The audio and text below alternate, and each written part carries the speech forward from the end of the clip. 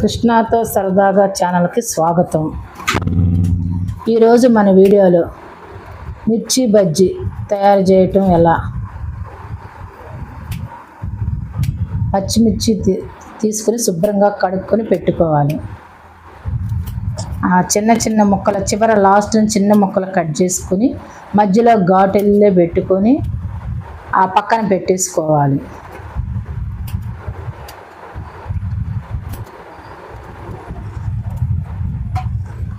తర్వాత శనగపిండి, వాము, సాల్ట్ 3 కలిపి ఒక పక్కన ప్లేట్లో పెట్టేసిపోయాను.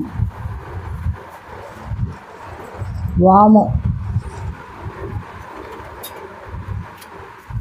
శనగపిండి, సాల్ట్ 3 కలిపి ఈ మిర్చి కట్ చేసుకున్న దాంట్లో పెట్టుకోవటం. ఎలా పెట్టుకోవాలో చూడండి. ఇలా పెట్టాలన్నమాట. అన్ని కాయలకి అన్ని మిర్చికి మొత్తం నింపాలి. అదంతా శనగపిండి, వాము, కొంచెం సాల్ట్ అన్నమాట. అలా కాయ లోపల మన ఘాటు పెట్టినంత వరకు ఆ పిండి పెట్టేసేయాలి దాంట్లో. అలా చూడండి ఎలా పెడుతున్నాను. ఒక్కొక్క కాయ తీసుకొని ఇలా నింపేస్తామే కాయ నిండా. ఒక్కొక్కటి అలా మొత్తం కాయలన్నీ కూడా అలా పెట్టేసుకున్నాను. అది మిగతా పిండిలో ఉంటుంది కదా, ఆ పిండిలో వేసేద్దాము. వాము ఉంటుంది, దాంట్లో ఉప్పు ఉంటుంది, కొంచెం సోడా ఉప్పు కూడా వేస్తాను అన్నమాట. లైట్గా కొంచెం వేయండి సోడా ఉప్పు. మొత్తం ఆ పిండిలో వేసేసుకోవటం.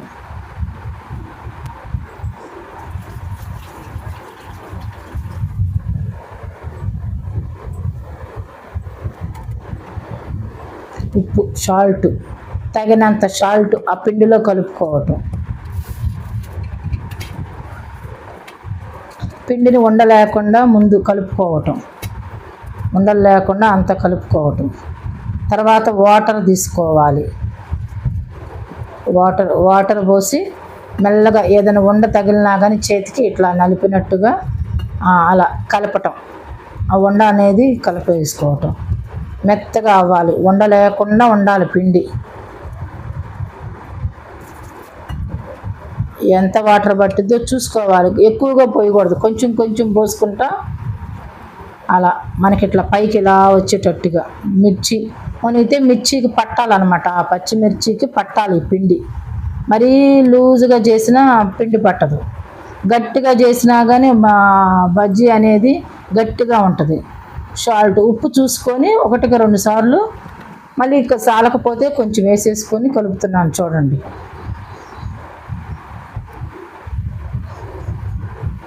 మళ్ళీ ఉప్పు చూసుకోవటం. కొంచెం తక్కువైనట్టుంది, మళ్ళీ వేసి కలుపుతున్నాను. ఇంకొంచెం వాటర్ వేసి, గట్టిగా అనిపించినట్లుంది నాకు, కొంచెం వాటర్ వేసి ఇప్పుడు కరెక్ట్గా సరిపోయింది అంతా.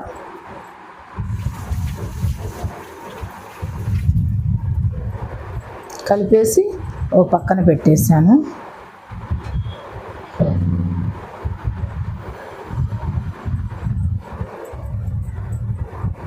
ఇప్పుడు పొయ్యి మీద కళాయి పెట్టుకుందాం. కళాయి పెట్టుకొని ఆయిల్ వేసుకుందాం. ఒక 1/2 కేజీ పైనే పోయాలండి ఆయిల్. అది 1/2 కేజీ పైన పోసి పొయ్యి అంటించేసి పెట్టేశాను. ఇక నూనె కాగుతుందన్నమాట. ఆయిల్ బాగా వేడిగా రావాలి, లేకపోతే అవి గట్టిగా అయినట్లు అవుతుంది. ఇప్పుడు చూడండి, పిండి ముంచి కాయని మిర్చిని ముంచి ఎలా వేస్తున్నానో ఆయిల్లో చూడండి. అది నూనె కాగింది. కాగితే అలా తెరిలినట్టుగా వస్తుంది అన్నమాట. ఆయిల్ కాగితే చూడండి ఎలా పిండి వేస్తున్నాను. ఇక చూస్తున్నారు కదా, అలా మిరపకాయని దాంట్లో ముంచి ఆ కాడ అట్లా చేత్తో పట్టుకొని, పిండిలోకి ఆ మిరపకాయను ముంచి వేయాలి ఆయిల్లో. సెగ మాత్రం ఫుల్ ఉండాలండి, ఫుల్గా సెగ ఉండాలి. మళ్ళీ ఇంకొక కాయ తీసుకొని మళ్ళీ ముంచి అలా పిండి మీద వేస్తాం కళాయిని. ఇప్పుడు వాటిని తిరగేసుకుంటూ ఉండాలి, లేకపోతే అడుగు మాడిపోతూ ఉంటాయి అన్నమాట. ఆయిల్ ఆల్రెడీ హీట్ అయ్యి ఉంది కదా, అందుకని మళ్ళీ మాడినట్టు అవుతుంది. ఇవి ఎక్కువసేపు ఉంచకుండా ఇంకొక 2 నిమిషాలు అలా ఉంచి తీసి మనం ఒక ప్లేట్లో పేపర్ వేసి పెట్టుకోవాలి.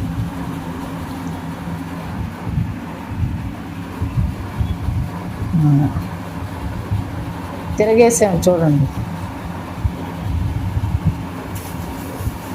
తిరగేసి పెట్టాను.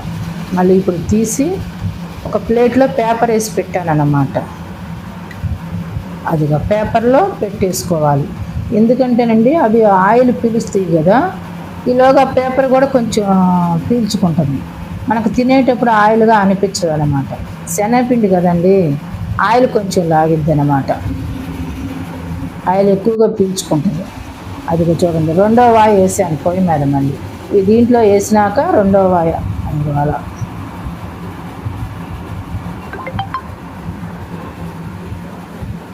2వ వాయి కూడా వేసాను.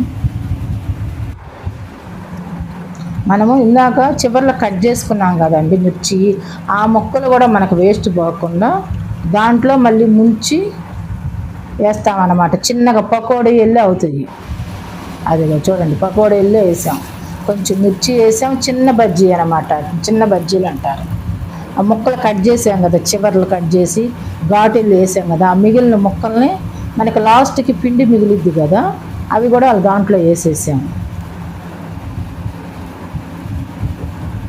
వేసేసి అటు ఇటు తిప్పి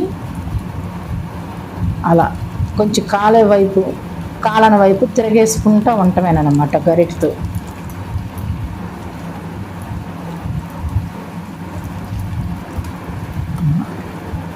ఆ చిన్నవి తొందరగా ఉడికిపోతాయండి, చూస్తూ ఉండాలి, అవి తిరగేసుకుంటూ ఉండాలి. చిన్న మిర్చి ఉండే కదా ముక్కలు కట్ చేసినవి అవి.